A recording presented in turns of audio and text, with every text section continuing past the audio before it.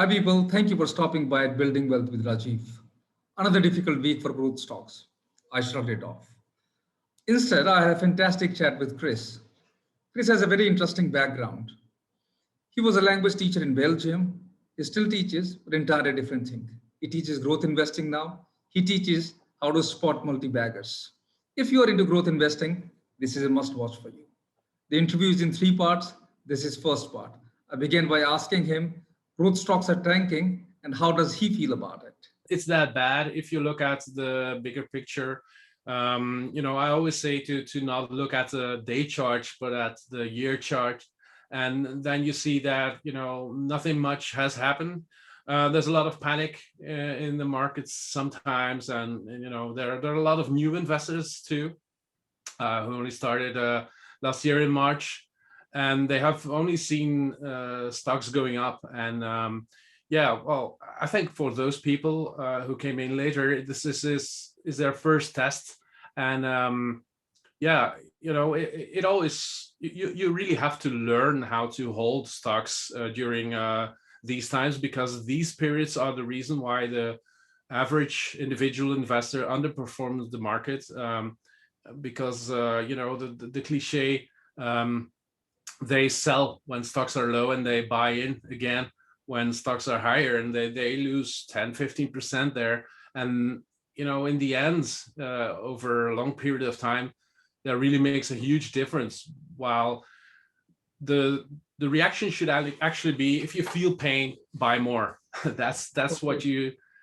what you should do. But most people, when they feel pain, they want to get out. It's a natural instinct, and it's something that you can train and should train Uh, to outperform. so it's like I hear one of the statements, but Warren Buffett said, when there's a panic, you buy more, and when there's a greed, you run away from the market, something like that. Yeah, well, I think it's well, if you look at the markets in general, it's always like that. When I think it was Buffett as well who said, you're in a supermarket, and through the loudspeakers it goes, yes, ladies and gentlemen, because you're such good clients, now we have big discounts, -30, -50 on everything. And what what do investors do? They run out, and then at the parking space, says, well, you know let's not do that. We will just raise the prices again. And wow, they're relieved, and they go back into the supermarket. If you look at it in that perspective, from that perspective, it's crazy that people want to get out when stock markets go down. You should be buying actually and holding. But of course, a lot of people go on margin, etc., and then the market works really against you, and that's why they get out. So yeah, I think especially for investors who are not so experienced, that a margin, could be really a killer for Yeah. their performance. But what do you make out of this relationship between the bond yield, the treasury yield, and the stock market? We believe it's the real one, or it's just panic? Well, there is a link, of course, but it's panic in general. I mean, if you look at the beginning of 2020, in January, I don't remember exactly, but bonds were still a lot higher than what they are now. Of course, they go up a lot. Um, at the same time, I think something which has been not stressed enough is the fact that technology has a deflationary pressure. So, for example, if you buy something on Amazon, you will pay less than if you go to your local store.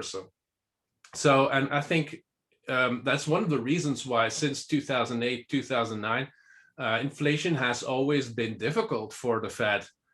They have a 2% target, and they got it sometimes, but they really had to push hard and keep the Fed rates very low. And I think that won't change anytime soon, because the forces behind the deflation will not go away. To the contrary, they will be even stronger now. There could be some inflation for maybe a year or so because of the reopenings. but in the longer term, I cannot see the Fed raising rates anytime soon. And if you look at the 10-year bonds and the Fed rate, they go hand in hand mostly over longer periods. So I think this is an overreaction, which is okay, but if you look at the big picture, I think it's an overreaction. Yeah, I kind of agree with you, and the asset prices they've fallen quite a bit already. Now, looking at these asset prices, tell me one thing, Chris. You think that technology stocks are or were overvalued? I mean, what do you make out of it?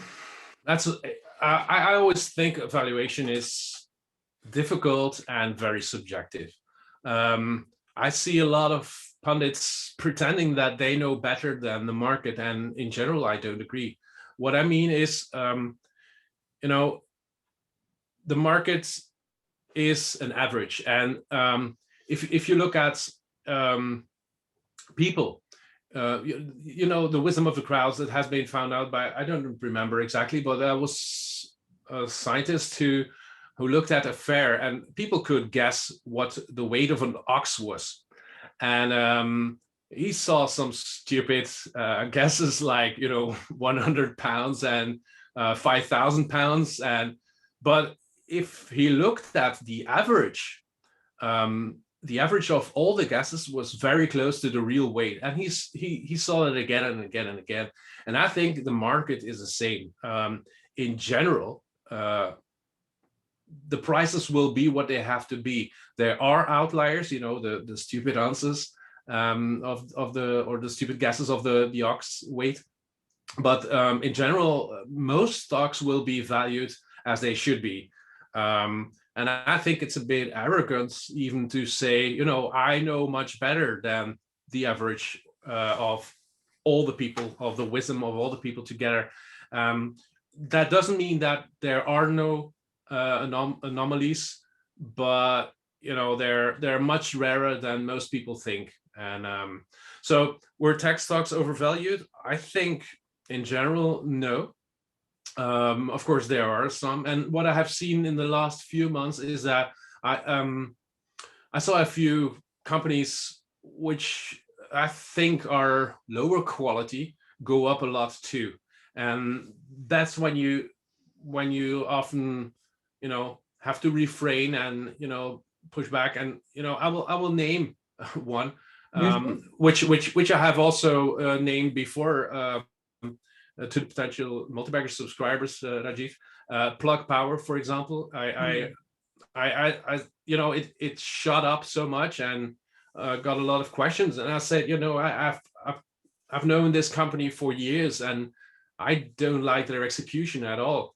And now, yesterday evening, it was made public that their numbers of the last 2 years were not correct. Yeah. And that's what happens. And if there is a bubble, I see it in those kind of companies, so lower quality, which promise a lot but have not the execution power to live up to the expectations. And maybe strange, but reopening plays. I see too many companies, cruise lines, etc., bid up so much that I think they're almost in a bubble. Because if the CEO of Royal Caribbean says that it will take probably until 2027 before they are at the level of 2019, and you see that the stock price is already higher now, there's a disconnection there, and I think people who want to get in now will be hurt. So in general, I don't think stocks or tech stocks are overvalued. Also, if you also have to put everything in a context. You can say, oh, CrowdStrike is extremely expensive if you look at the numbers. Which one? CrowdStrike. CrowdStrike, yeah. Yes, yeah. They had amazing results yesterday. They had their results. They were amazing, and I look back at this time last year. And if you looked at the consensus guidance of analysts at this time last year, I don't remember exactly. It was something like 679 million or so consensus for the year that has just been reported, and it was, I don't know, 800 and They shot whatever, up. but it was 28% higher Yeah. than what was projected in the consensus by the analysts. And and CrowdStrike even, if you looked at their own guidance, they beat it by more than 30%. So now, if a company is expensive on certain ratios, but a company does that, it's not that expensive, because just like a stock can compound over time, the beatings of the expectations compound as well, and that is something that a lot of investors don't pay attention to. Something that is expensive on the surface can be a lot cheaper than it looks, because companies completely crush the expectations. And what happens? So they have crushed this one with, let's say 30%. So they guide for next year, I don't know if they will do 30%, but another 10%, for example, and the year after another 12%. And if you compound that, that power of the beatings is extremely powerful. And that's where the market is actually, I think, more right than individual investors who say, oh, this is so overvalued. So there are always more nuances to the story than a lot of people see. They just see one number and think, oh, it's overvalued. But you have to look at the whole context. And Yeah, I think so, that it's more complicated than what people think. It's not that linear as people tend to make no, out. And I'm no. also learning it, Chris. It's not easy, I think, but I'm kind of convinced that it's not a once in time process, which if it would be so simple, computers would be the best investors, full stop. Which they are not always. I mean, they have some algorithms which do quite well, but if it would be so easy, just looking at a few numbers, um, why would we invest as an individual investor then? Because it's much more than just the numbers, because it's also looking at management and looking at how their execution is, and looking at the market, etc. I mean the total addressable market, and the acquisitions which you have to factor in, etc. So there are so many parameters there that it's impossible to quantify them all separately and then come to a certain price. And a lot of people are attracted to target prices, and I think they're ridiculous, because you cannot know what the market will do, you cannot know what a stock will do, but you can also not know how the market will value certain results, etc. So yeah, I think a lot of people are drawn to that simplicity, but simplicity is always because yeah. it's easy to grasp, and it's easy to work towards, look towards. Yes, I mean, complexity. Not yes, everybody and wants to live to the complexity. I always say, I mean, valuation. I'm honest in that. I don't think in general I'm better than the markets to value a stock. There are certain exceptions, and I have spoken out, that about Plug Power, for example, which I don't think has the quality to be so expensive. So, but in general, I think if you have a you will be a much better investor if you look at the quality of a stock than if you look at the price. That's So you don't go by any of these matrices like DCF, I've done them when I started out, and I read it somewhere, and I thought it was great that if DCFs are like a telescope. If you move them just a little bit, you're in a completely different universe. So, and I thought that was completely how it is. So if you just adjust a few things, there you get a completely different price. But again, it's that attraction of it's simple. You get a target price. Oh yeah, baby, Yeah. this one is overvalued. I'm going to buy it. Yeah. It's not so simple, and people often want simplicity, but it's not what they should try to find, because simplicity is always, you know, it's not the truth in life. It's not black or white. It's gray, and there are, you know, we all know there are 50 shades of gray, I think. 50 or So 52, something like that. Well, you know, I do talk about this in some of the investing forums, that how many people, let's say, now Amazon has matured. The business model is clear. You know, the cloud, they have e-commerce. You know, now they're going to telehealth and all that stuff. I mean, they can keep doing what they want to do. And but in 2002 and 2003, which DCF would have projected Amazon's price for today? You know, none, none. And you can look at all the best companies. Look at Tesla, which still looks ridiculous. Look at Netflix. Look at, you know, all the great stocks. Even Apple at certain times. Yeah, I mean, the best stocks always keep amazing people, because just very often, because of what I've just said, that they compound those beats, and that, you know, they always crush the expectations, and that is, it's, I don't see many people or many investors stress that enough, that if you compound those beats, that you will not be in the same room anymore than just the expectations of the analysts. So it's a completely different world. no, Chris, I understand this, and there's a lot of it is come by experience. I guess when you start investing yourself, you get to certain philosophy, and then you build your own philosophy, build your own thesis. But at one point of time, how should a common investor look at a stock and the price equation? Let's say uh, any stock, for example, let's say CrowdStrike.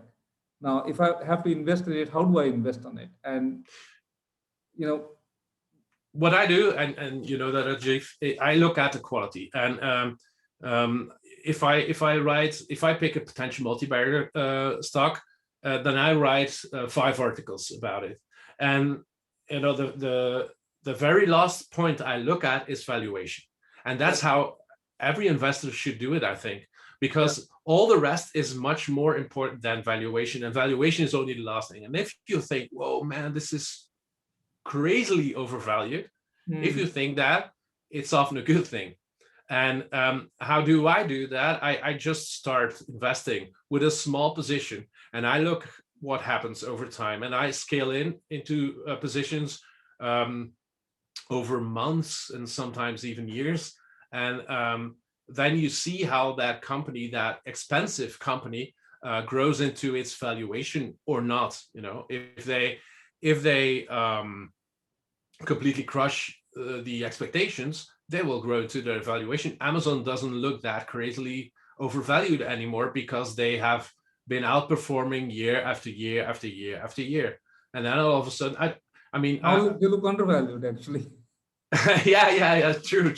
So, but if you even 5 years ago, it was, you know, it was a commonplace to say, oh, Amazon is so overvalued, even Yeah. 5 years ago.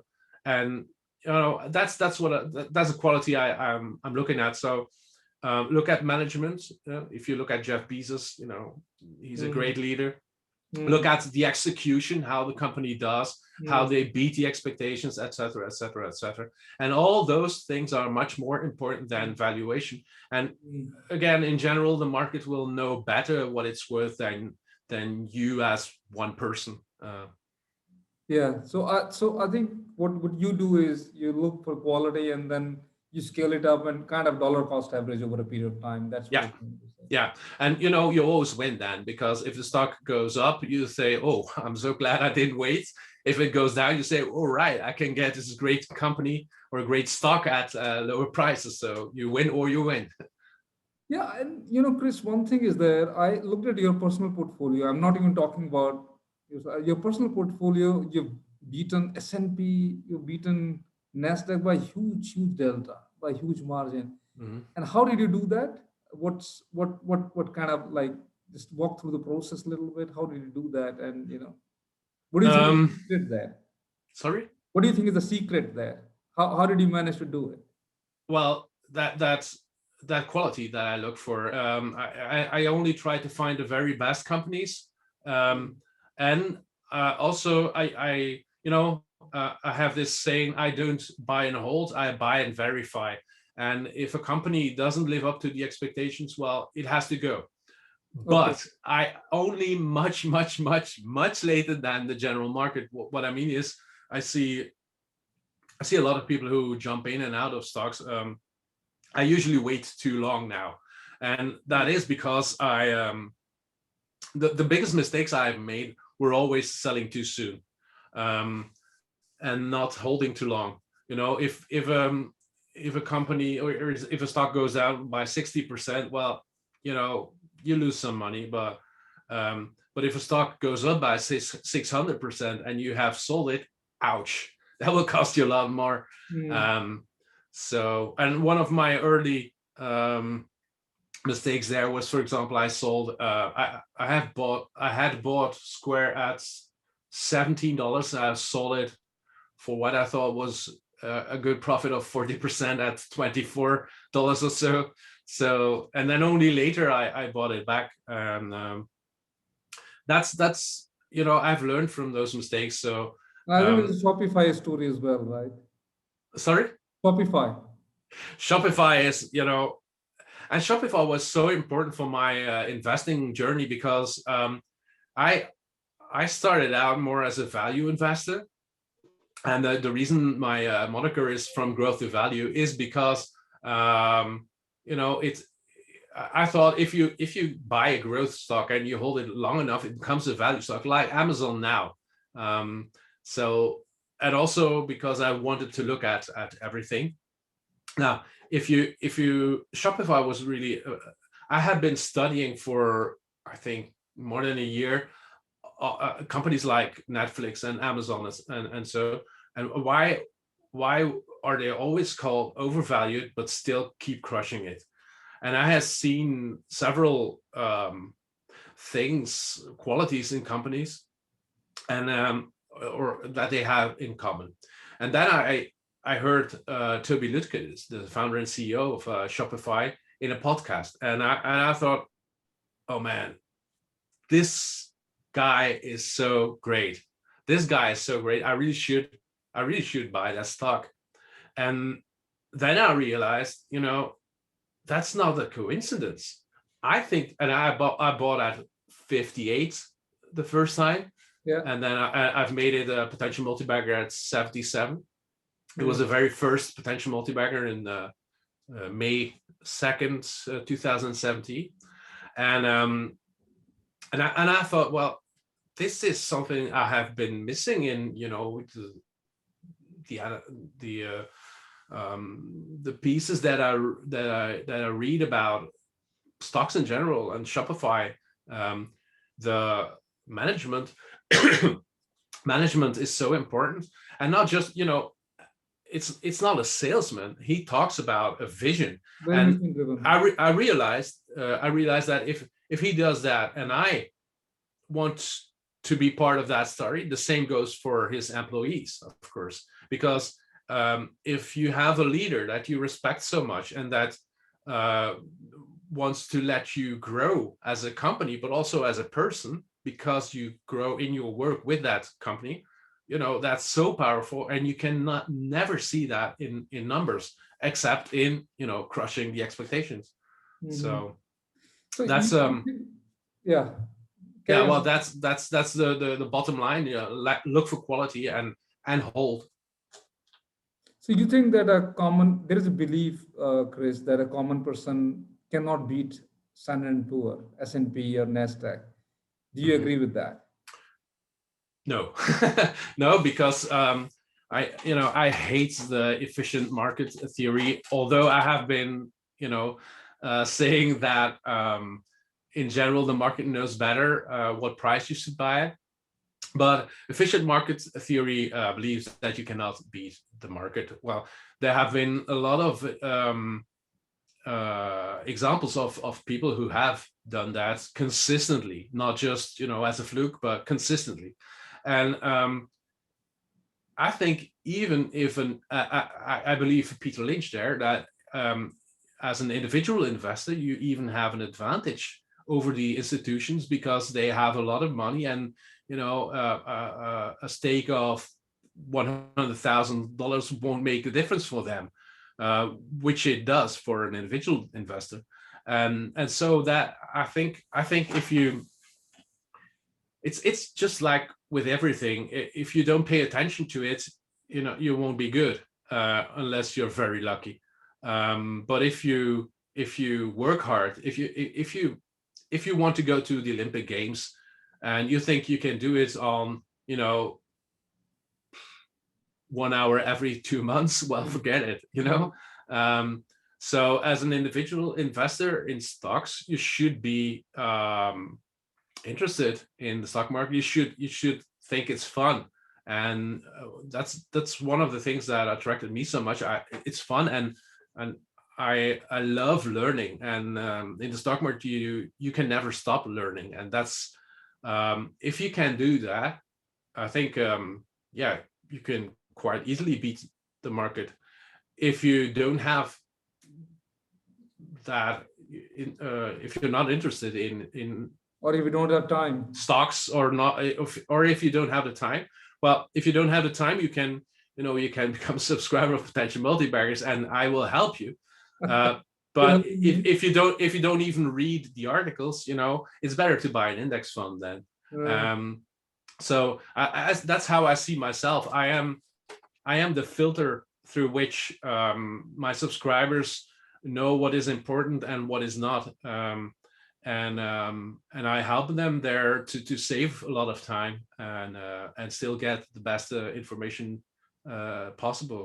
So yeah, I mean, yeah, you can easily beat the market. You have been a subscriber, and you know that we do very well. Yeah, So no, I get, but this is, look, a lot of people, Chris, what happens that uh, it's very easy for people to get swayed away by the conventional wisdom, and you see that as we grow up.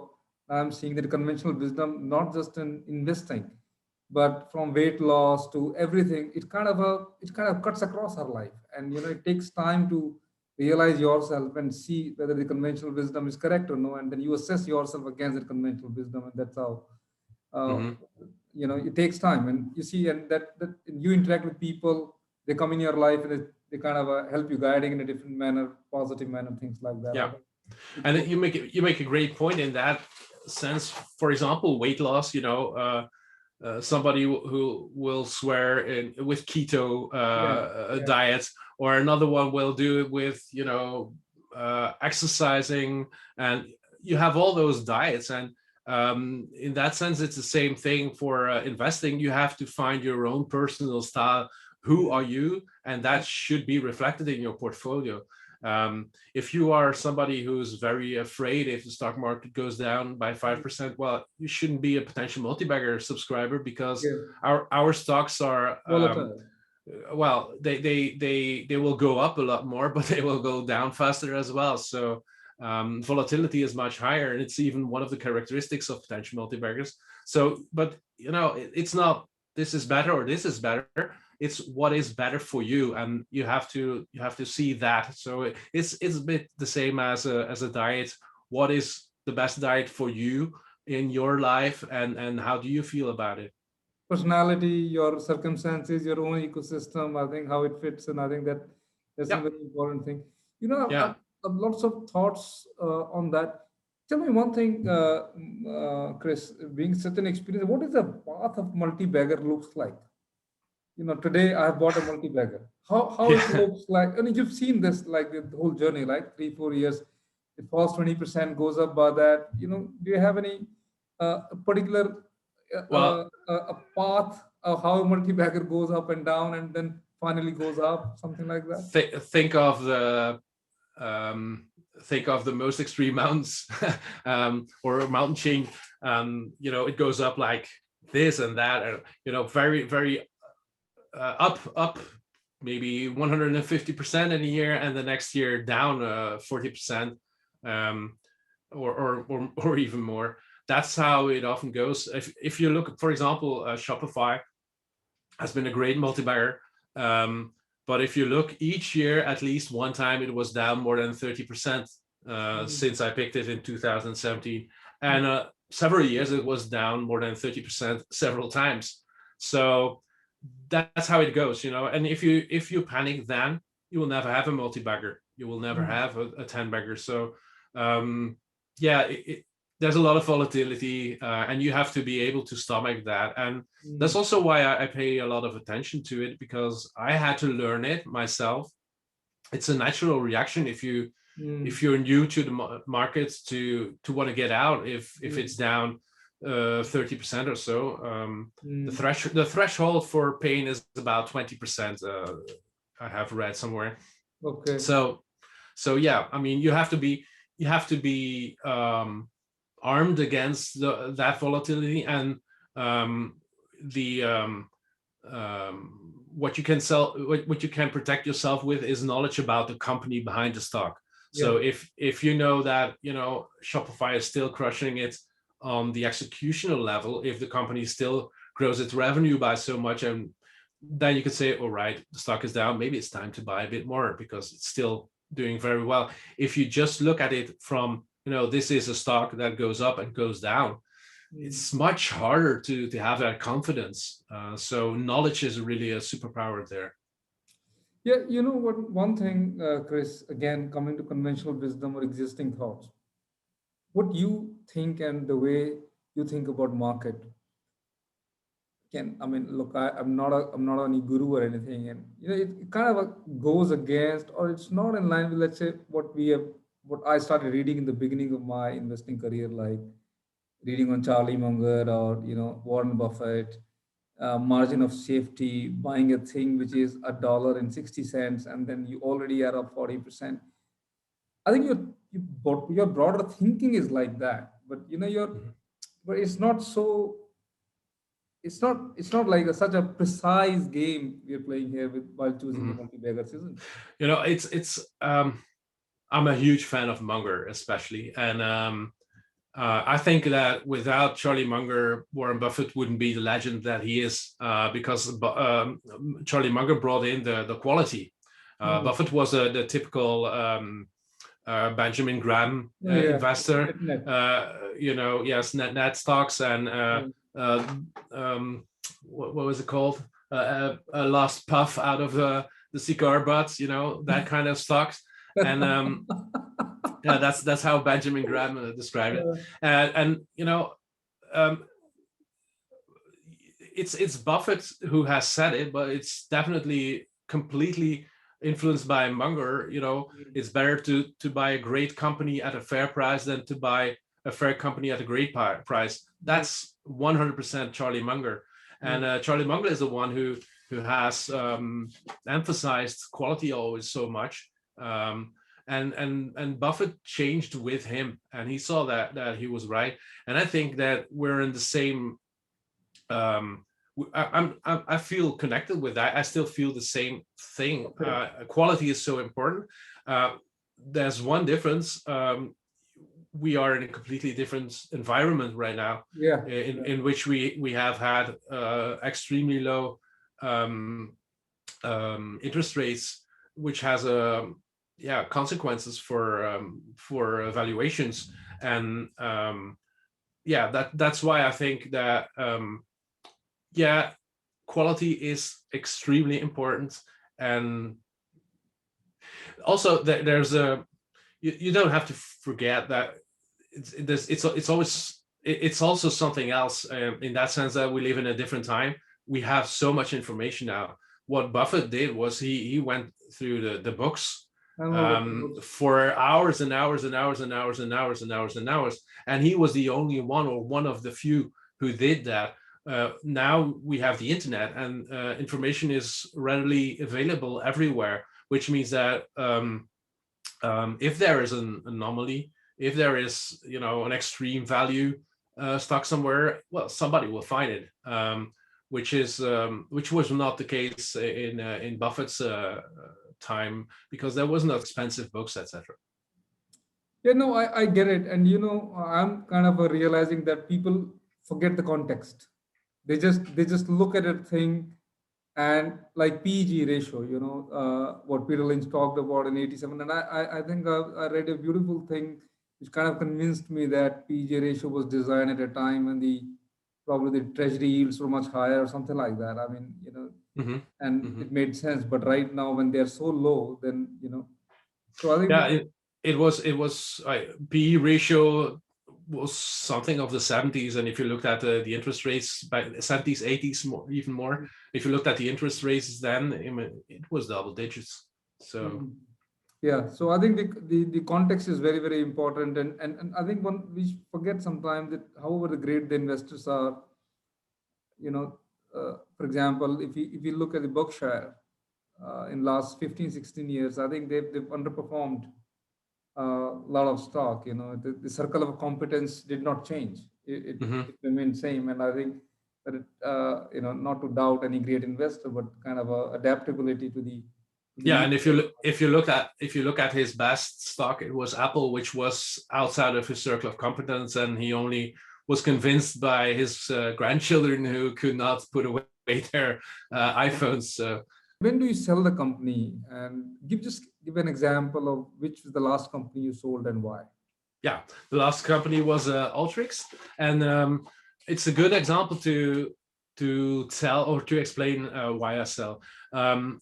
Now, Dean Stoker is the founder of Alteryx, and he had been CEO for a very long time, and he was a real visionary. I mean, he founded Alteryx in 1997, um, and there were no big data yet, actually, and Mm, and he really had to explain what it was, and um, how companies could benefit from his product. They didn't understand at all, and the very first customer was uh, had to do with mailing. So and a more efficient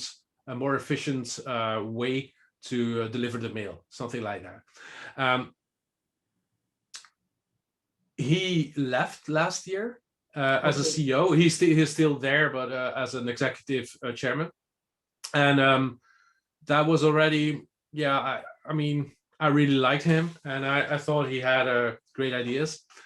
Now, I always give people the benefit of the doubt. So the new CEO, no problem. Let's look what you bring, and he doesn't bring what I want. I mean, if you look at the numbers, all right, it's a very hard time for Alteryx with COVID-19, but it's in what he says. And for example, cloud Alteryx should have had a cloud offering already. It's not there. Um, Before COVID, yeah, I could see why, but COVID should be, for them, um, a huge boost to do it as soon as possible. And what did the CEO say on the last earnings call? And one of the things that I thought, well, that's enough. He said, "Oh, we don't have to hurry this. Um, we will go into the market when the market is there already." And Mm, that's not what I want. I want companies to create a market. I want yeah. companies to offer something new that companies follow, and not the other way around. Not, oh, we will go where our customers go. No, that you're not an innovator. And that was one of the things that I looked at. And so it's always a fundamental reason. It's always a change in the company, in their execution, in it could be a new competitor who comes in and thinks that and takes market share because it has a better offering or something like that. But it's always fundamental, and you know I never get out with first strike. It's again, it's context, and it's a lot of things together that make me decide. I see a lot of people who go out. Um, let's take Zoom for example. They had some safety issues, and I saw people. Oh, I'm out. They handled some data in China. I'm out. And I thought, well, it's 2% of all the data. Probably. Um, I mean, that won't be big secrets in those 2%, right? So they fixed it. They excuse them, and the CEO Eric Yuan came out and he said, oh, was I am so sorry, personal responsibility. I am so sorry. I totally screwed up. And that's what I want. That's what I like in the CEO. He could have said, oh, we have made a mistake, or that department has made a mistake, or whatever. No, he says, I screwed up.